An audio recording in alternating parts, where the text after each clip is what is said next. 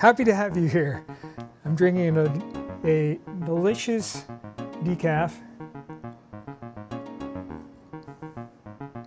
which I like to drink on a fairly regular basis. It's nice to have a warm drink at night. So today we're going to do something a little different. We're going to go through the books that I read over the past month. Something more in line with what most of BookTube does. So I read a total of 9 books, and they're kind of 3 different categories. There's the traditional fiction, fantasy type genres.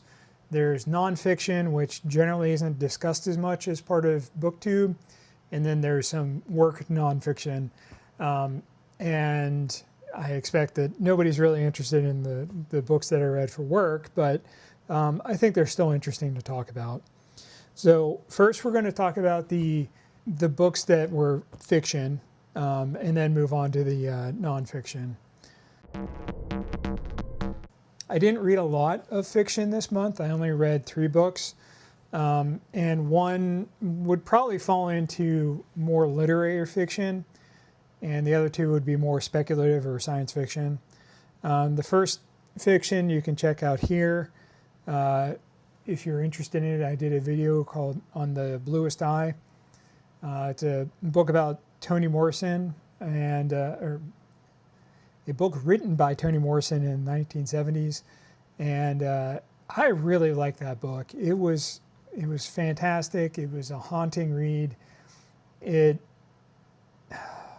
was a lot there, and I think for a white reader, it's a really interesting read, and I definitely recommend it if you're interested in reading something from a Nobel Prize winner and just kind of get you out of your comfort zone. I think that this book really does that. And I definitely recommend watching my video because I talk about it in the context of 2 books that I read a while ago, Algorithms of Oppression and Race After Technology, and they interact pretty well. The book follows Claudia MacTeer, but it really focuses on the Breedlove family, which is the family that really has the character who wants the bluest eye, and where the namesake comes from. And I think that this book offers an interesting way to understand generational trauma. You know, in most cases, when conversations happen around generational trauma, it's generally Black or minority-driven generational trauma, but there's certainly white generational trauma, and I think that a lot of people should try to understand their generational history to try to understand what drove their family, if they're a relatively recent immigrant to move to the U.S. and all that. But I think that there are some very unique things in this book that I can empathize with, but it definitely is something that I would struggle to understand. The second book I read was Mickey 7, which was written by Edward Ashton and published in 2023. I was really surprised that Mickey 17, the movie that just came out with Robert Pattinson in it, was based off of Mickey 7. And I mean, there's already a sequel to Mickey 7. It's Antimatter Blues. And that's really high levels of production for this author, and really quick turnaround time on a script to get it from a book into movie theaters already. And I mean, it sounds like it's been well reviewed. So it's a definite speculative sci-fi, but it feels like it's more treated in the literary world as literary fiction, but it's still set in the future where there's a human diaspora, and travel is at 90% of sea. So it's a pretty advanced society, and there's a lot of discussion about what these planets are capable of doing, and that it's a status symbol to be able to send out a settler ship to continue the diaspora.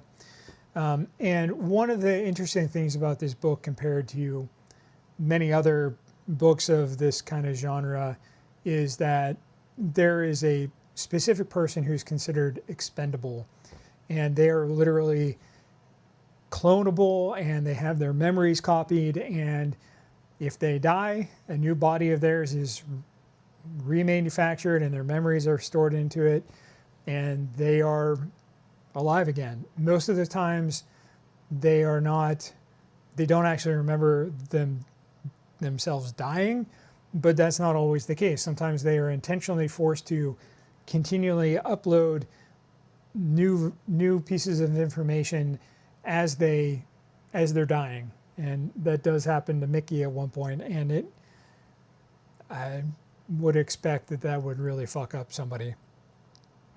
Generally, though, people don't want to be the expendable. They don't want to die. They don't want to go through the philosophical thought of, even though your entire body is replaced, but you have your memories, are you still you or not? So it's generally someone who's recently imprisoned that ends up becoming this expendable. And they're used for drug tests, for very dangerous missions, for fixing things that robots can't do. Because, as they say repeatedly, the human body stays alive a lot longer than you would expect. You get a lethal dosage of radiation, you can still be alive for hours afterwards, or weeks. I think really, though, this is an exploration of what we would consider disposable people in our culture.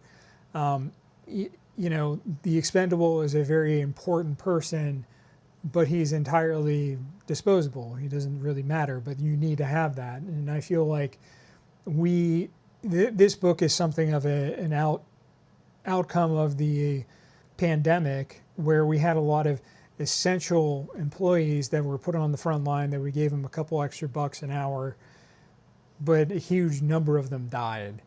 And I think that's kind of the idea with this expendable position, is that, yes, you're important, but we don't care if you die. And it's kind of a shitty thing to do, especially considering that the character in this, Mickey, he owed money to a loan shark. So he was running from that, and considering most of the people are basically from prison, there's no real care about who these people are. Mickey is a white character, so there's no additional complications of trying to do a racial analysis of this. I think that likely if this character hadn't volunteered, that they would have probably taken someone who was actually from prison, that could have been a person of color, and I think that would add additional layers of complications to the story. But Mickey is white, so that doesn't really matter. Really, it kind of part of the main story explores the tension of, in this world, what happens if there's multiples of that person who is expendable. And it's a pretty interesting story. It's really interesting, the stress and pressure. It was a pretty quick read. It was only couple hundred pages. I think my Ghost Legacy is longer than it.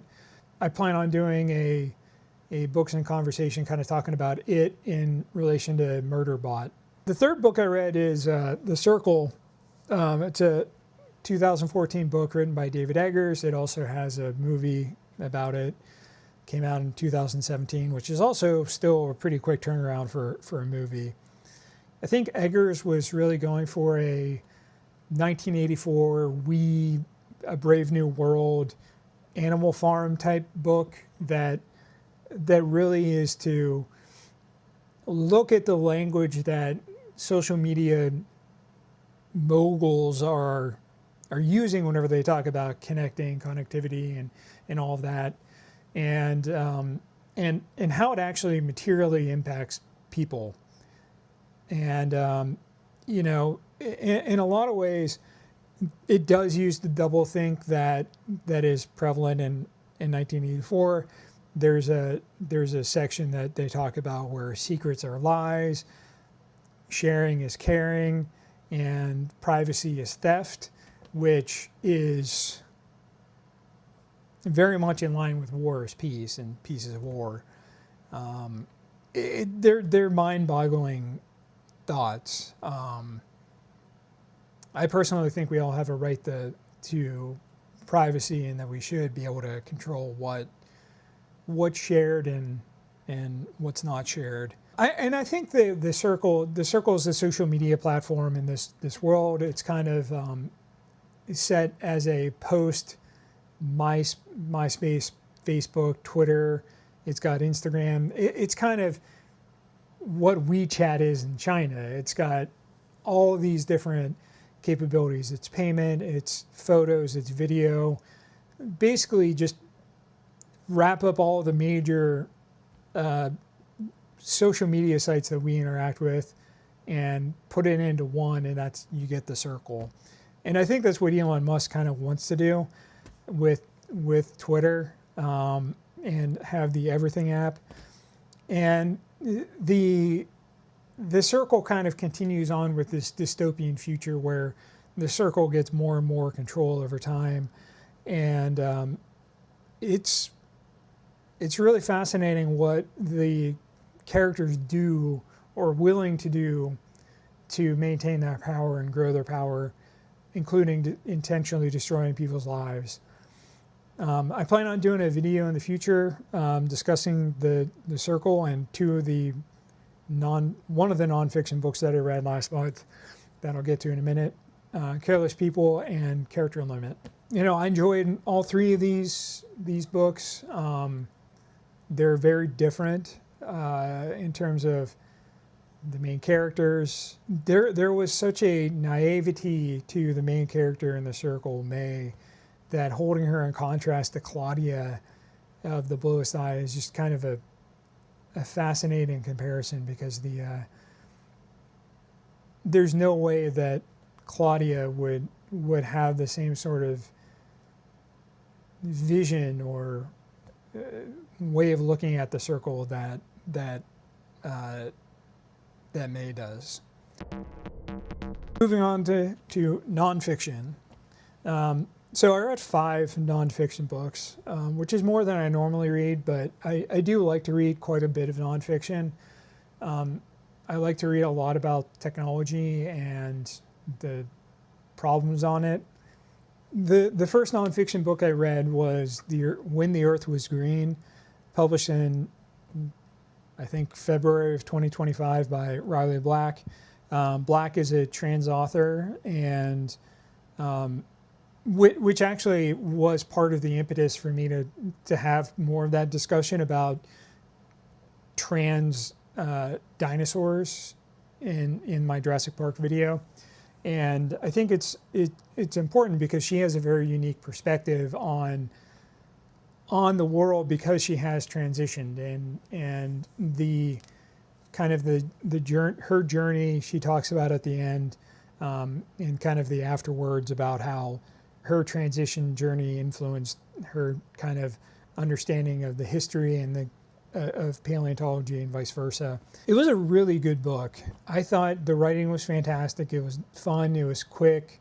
It kind of covered all the major epochs and time periods, and it was really interesting hearing a little bit more about the interaction with plants and animals.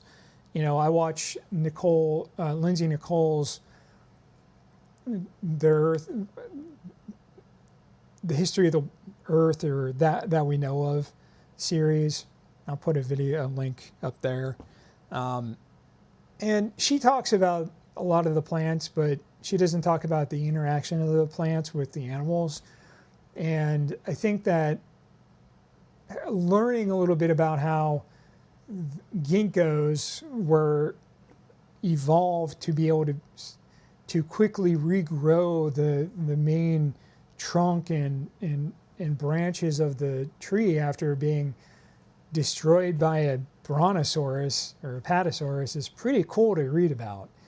I didn't know that at all. I mean, I really don't know much about ginkgos in general, but there was a whole lot of ginkgos. Ginkgos were all over the earth, and they were a favorite foodstuff of these giant dinosaurs. And they interacted with each other. The dinosaurs forced evolution of these plants to be able to survive the fact that these gargantuan animals exist.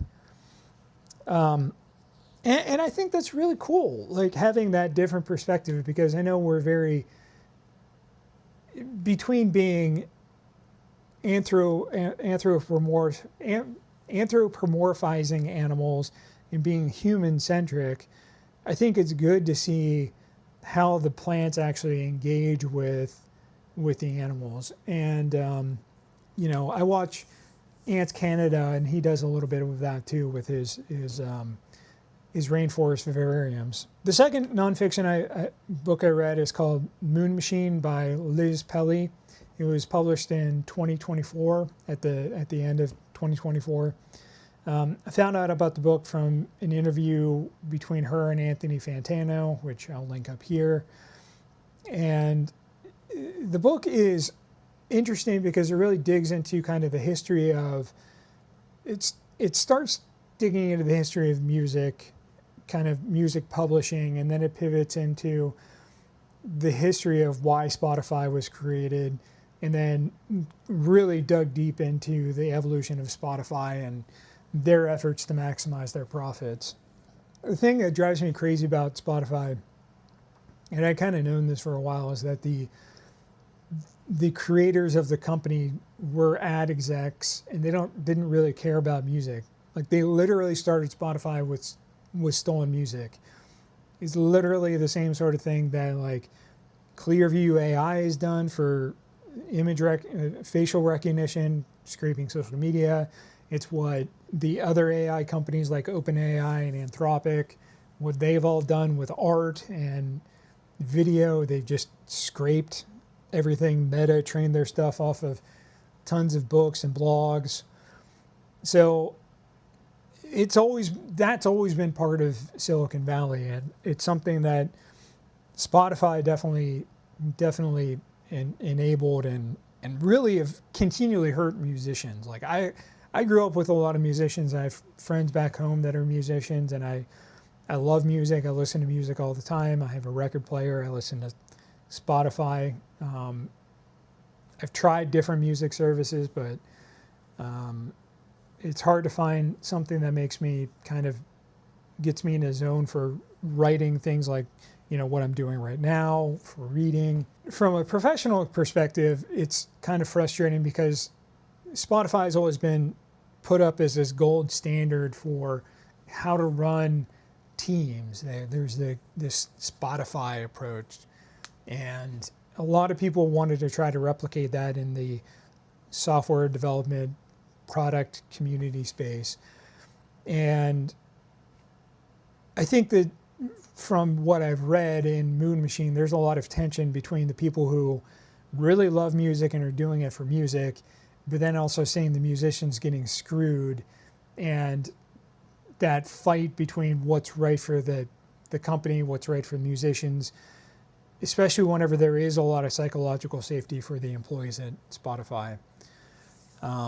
So Moon Machine was a fantastic read. I highly recommend it. I plan on doing a video about Moon Machine. I'm going to be talking about that in the context of VCs, kind of like after my conversation about Character Limit. Third nonfiction book I read was called Techno-Feudalism, What Killed Capitalism by Yanis Varoufakis. He's kind of an unorthodox economist. He worked for a while at Valve as their game economist. He was the chief economist for Greece for a couple years. So he really does understand both technology, economics, the interaction of government with with both of those. So I think that he had he had a good perspective. I think that there are some things that he misses in this book, but the idea generally is that a new class of capitalists have formed, and they're called cloud capitalists, and they have built fiefdoms within the internet. So you have like Facebook, Spotify probably should have been included in it. It wasn't, but it should have been. Amazon, Apple, Google, Microsoft, all of them, that basically everybody that was at Trump's inauguration from a U.S. company perspective, that's who Varoufakis was talking about. And so what he means by fiefdoms is that within a given company, they've opened up little ways that you can start your own business or run your business within it. And so you become reliant on that platform. So within Facebook, they really started pushing pages for companies. And so you were dependent on the whims of an algorithm outside of your control. I mean, what I'm doing here on YouTube is another example of that perfectly. He calls it a cloud surf, digital surf. Amazon's another example with the way that they have portals that you can sell through, and they want people to have businesses through it, and they have the third party, and it really drives advantage for Amazon. And in all cases, they extract a rent from everybody using those services. You know, I'm being monetized by YouTube, but I can't actually make money from YouTube for probably a long time. I might never make money from YouTube, which is fine. But, you know, all these other companies like Google, Apple, they all make 30% of in-app purchases. And Amazon, they take a cut of sales whenever someone sells through their store. And for Apple and Google, you can just be taken off those app stores with no recourse. And that happens to people who happens to developers who build a really useful app that Apple wants to integrate into their core operating system, where they will release that feature, and then all of a sudden that developer is just kicked out of the app store. You know, Uber is also included in this, Airbnb, and all of this. Anything with the gig economy is part of this. And these organizations are extracting outsized rents, and they're just extracting massive amounts of value from our economy and just stashing it somewhere. But the thing that I think was missing from the analysis of techno-feudalism, but is covered by the fourth book, which is called World Eaters by Catherine Bracey, published in March of 2025, which is written about venture capitalists. And I think that venture capitalism is really the tool that trains cloudalists, as that's what the term that for a person who is running one of those techno-feudalist companies. They're really trained by venture capitalists. Mark Andreessen has been a board member and longtime owner and mentor for Mark Zuckerberg, and he's published books about blitz scaling, which is all about rapid growing at any cost, any and all cost, regardless of whether you're profitable. And the book World Eaters really talks about the impact of limited partners, the people who basically give the money to venture capitalists to invest, and talks about the incentive structures that venture capitalists have for driving returns on those investments, which drives the behavior of companies that are funded by venture capitalists and the types of companies that are funded by venture capitalists. Instagram is kind of the gold standard for this, because they had 11 employees when they were bought for $1 billion by Facebook. That really is the piece that I think is missing, because I think that in a lot of ways, you could argue these limited partners and these venture capitalists are also cloudalists, but they are enabling the next generation of cloudalists and encouraging that type of growth instead of trying to help build sustainable companies that are varying sizes, lifestyle companies as they're mockingly described. The VCs have really had to go from looking for the unicorns, which is a $1 billion company, which there's, a large number of, but not a ton, to trying to find companies that they think are going to be worth $50 to $100 billion, which is a small handful of companies, just, like 10 or something like that. It's not really a sustainable investment approach because it assumes that there's negative return on money. Like there was negative interest rates on money, which means that the Fed was giving away money. And that money was just taken and invested in these big companies and used to extract wealth from customers and from employees and contractors and stuff.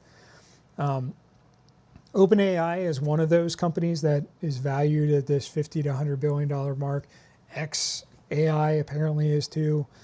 But there's a strong, based on the work that Ed Zintron has done, there's a strong likelihood that OpenAI may never be profitable. And that's okay right now as long as money is cheap, but money is getting more and more expensive. And so as money gets more expensive, this approach is going to start failing, but the investors are going to continue to expect the same returns. So it's a really interesting book. I plan on reading, talking about World Eaters with the Mood Machine, and probably we'll talk about some of the techno-feudalism stuff sometime in April, probably. The last nonfiction book I read was one about one of those unicorns and cloudalist companies, Facebook. It's called Careless People. It's written by Sarah Wynne Williams and published in March of 2025. She is currently being sued by Facebook to block wider distribution of the book. I think that kind of just had the wrong impact on that. It ended up I only bought it because I heard that Facebook was suing her for their non-disparagement contract. So Williams started out as a diplomat in the UN from New Zealand, and being on the inside of that, she really became disillusioned with the UN in a lot of ways, and became a very strong advocate for the impact that Facebook could have on the world stage.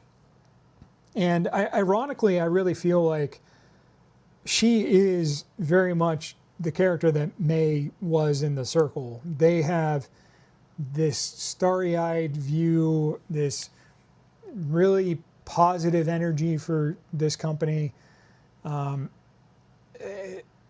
Williams was so ignorant of the environment that she was moving into that she didn't negotiate for stock. She just asked for her same salary from the UN as a UN staffer, which, I mean, she probably was making like $60,000 a year, which is good money, but it's not like Facebook employee money.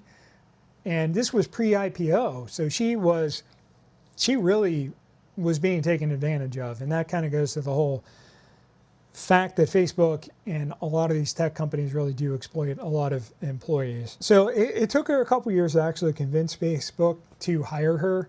They didn't really understand what she was going for, which is astounding because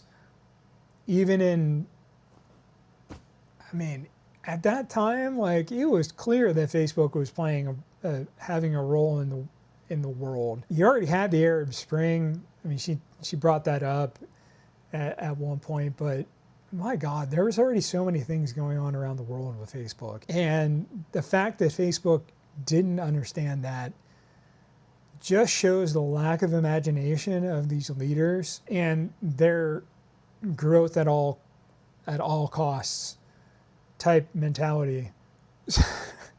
I mean, like, Zuckerberg was so careless that at one point Williams introduces him to John Key, the Prime Minister of, or starts to introduce him to the Prime Minister of New Zealand, John Key.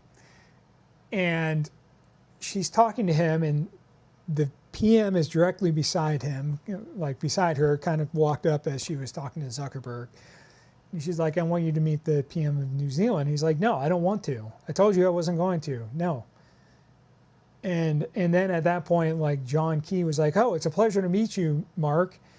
And like forcefully shook Zuckerberg's hand. And that would have been one really galling, that this fucking guy in a hoodie didn't want to meet the leader of a country. It really shows the lack of respect for government that Zuckerberg had even back then, let alone where he is now, which is quite a bit worse. She really kind of talks about this whole process of Zuckerberg kind of growing into this more stage presence that I think really indicated where he was going a little bit. I mean, he wasn't never very good at it, and he's obviously trying to do it more with his new image. And I think it's backfiring.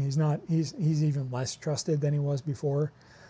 But I definitely recommend reading this book again. I'm planning on doing a video with Character Limit, which is a book about Twitter that came out last year, and talk about that in the context of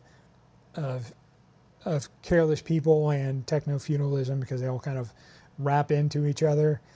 I kind of felt that I needed to split it into two videos because there's a lot of different topics, and it just makes more sense to split it up. So the last book that I read, which was my workbook, it's called Transformed by Marty Kagan. It's one of his books in his product management series. And the book really talks about how to go about transforming a company to be more product driven, and how to be focused on the right types of metrics, the right types of customers, how to identify what you should do to help grow your product. And, you know, a lot of the things that he talks about are the things that these growing at any cost companies have done. And it is really conflicting to read the impact of what happened in Character Limit and Careless People and Mood Machine and World Eaters, and know that that's the world that this book is being written into. It's being written for those audiences. It's being written for people who want to be the next Mark Zuckerberg, and they want to turn their company, or it's written for people who want to be able to turn around their company from something that's kind of stagnating or having issues, that's a lifestyle company, to potentially growing into one of these unicorns. And I'm really conflicted by that. I mean, for me and my day job, it works well because, you know, we're kind of in that lifestyle position, and we're trying to identify how we can move into other markets and how we can pivot and grow. So from that perspective, it's very good for me to read these books and to continue learning about it. But there's also that little nagging concern I have in the back of my mind about the risks of some of these sorts of tools. I do think that the other books that are in the series, Inspired and Empowered, are better, but I still think that this one is pretty good. So if you are in product management, I definitely recommend reading the book. Just bear in mind that I also think you should read these other books that I just discussed as cautionary tales about going too far with some of these ideas and being unrestrained. So anyway, those are the books that I've read in March. I'd love to hear what you think about them. Please give me feedback. Let me know if you want more discussion about the nonfiction books, if you want me to expand anything, just kind of trying to figure out this format. So let me know what you think. And of course, give me some book recommendations down below in the comments. I would love that. I'm always looking for new books. I'm kind of going through the process of picking books from the Reddit fantasy subreddit list. And if you've read any of these books, let me know what you think about them. I'd love to hear from you. Otherwise, like and subscribe, maybe leave an emoji if you don't have anything you want to comment about. And thank you all, and have a good one.